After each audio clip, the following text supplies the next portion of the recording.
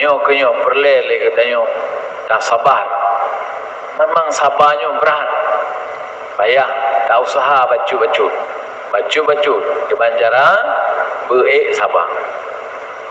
Dan kata Imam Al-Ghazali rahimahullah ta'ala, wa qad qila inna sabra jamilun huwa alla ya'rifa min sahibil musibah wa la yumkinul wusulu ila hadhil amri illa bi riyadatin tawilah fi muddatin madidah.